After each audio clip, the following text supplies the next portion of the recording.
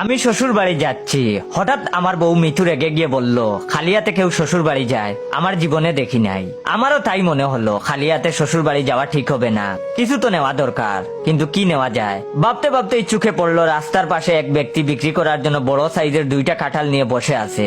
আমি দামাদামি করে খুব সস্তায় কাঁঠাল 2টা কিনলাম। মাথায় কাঁঠাল নিয়ে মিতুর কাছে আসতেই মিতু রেগে বলল, তোমার মতো মানুষ জীবনে দেখি নাই, তুমি মাথায় কইরা কাঁঠালের বোঝা নিয়ে শ্বশুর বাড়ি যাইবা, একটু লজ্জা নাই? আমি তখন মিতুকে থামিয়ে বললাম, দেখো, কাঁঠাল নিয়ে একদম বাজে কথা বলবা না, এটা জাতীয় ফল, আর এত বড় কাঁঠাল তোমার বাবা জীবনেও দেখে নাই। কাঁঠাল 2টা বেশ নরম ছিল, কিছুক্ষণ পর বুঝতে পারলাম কাঁঠালের রস মাথা বেয়ে পড়ছে। আমি জিভ দিয়ে হালকা টেস্ট করলাম, মিষ্টি কেমন, ভালোই মিষ্টি। শ্বশুর বাড়ি পৌঁছাতে পৌঁছাতেই সন্ধ্যা হয়ে গেল। উঠানে শ্বশুরি দাঁড়িয়েছিল, আমার মাথায় কাঁঠাল দেখে থপদা খেয়ে ফেল ফেল করে চেয়ে আছে, হয়তো এত বড় কাঁঠাল আগে দেখেনি। আমি ঘরে কাঁঠাল রেখে বাইরে আসতেই দেখি 2 শালিও তাদের জামাই আসছে, তারাও 2টা করে কাঁঠাল নিয়ে আসছে। তারপর ফ্রেশ হয়ে সবাই মিলিয়ে গল্প করছিলাম কার কাঁঠালের কত দাম। এর মধ্যেই রাতের খাবারের জন্য শাশুড়ি ডাক দিল।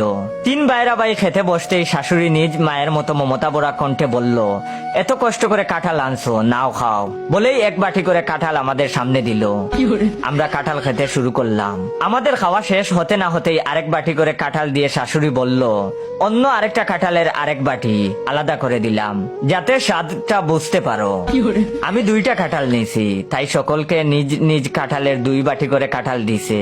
আমি দ্বিতীয় বাটি থেকে কাঁঠাল খেতে লাগলাম। দ্বিতীয় বাটি কাঁঠাল শেষ হতে না হতেই শাশুড়ি আরেক বাটি কাঁঠাল দিয়ে বলল, এই নাও, এটা আমাদের বাড়ির গাছের কাঁঠাল। আমরা লজ্জায় কেউ না করতে পারছি না, আবার খেতেও পারছি না। কোন রকমের তৃতীয় বাটি থেকে কাঁঠাল খেতে লাগলাম, কিন্তু আমার পেটে আর একদম জায়গা নেই। তৃতীয় বাটি কাঁঠাল শেষ না হতেই শাশুড়ি আরেক বাটি কাঁঠাল দিয়ে বলল, এই নাও, এটা আমাদের পশ্চিম পাশের গাছের কাঁঠাল, খুব মিষ্টি।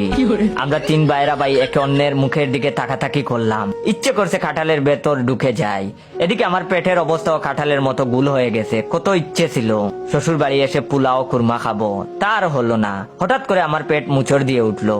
আমি কোন রকম উঠে টয়লেটের দিকে দৌড় দিলাম। টয়লেটে বসে কাজ ছাড়ছিলাম, এর মধ্যে ছোট ভাইরার গলা শুনতে পেলাম, বাইরে থেকে পাচ্ছে আর গাচ্ছে গান, ওগো ভাইজান আমারও পরানো যাহা চায়, হাগুতাই হাগুতাই।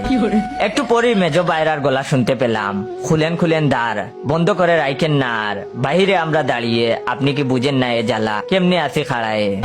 তারপর আমার রাতটা কিভাবে কেটেছে তা বলে বুঝানো যাবে না। পরদিন সকালে 3 ভাইরা মিলে গল্প করছি, পেটের অবস্থা সবারই খারাপ, টমটম হয়ে আছে।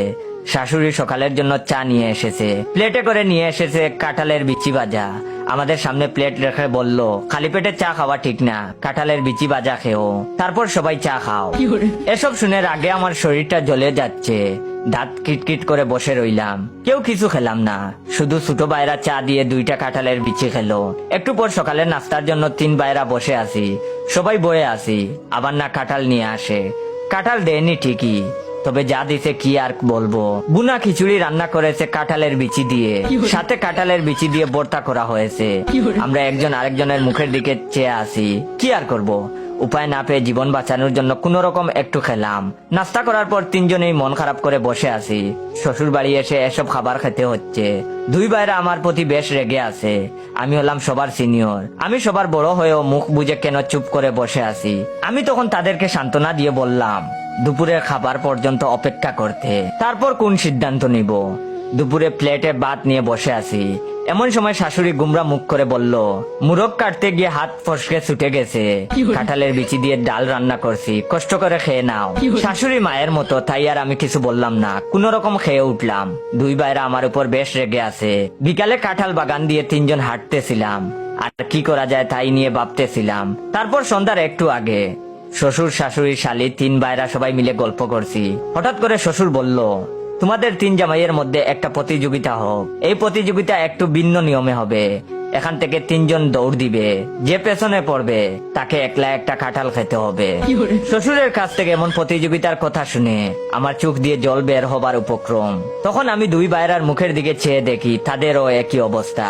পাশ থেকে আবার মিতু ও 2 শালি বলল, দারুণ মজার প্রতিযোগিতা।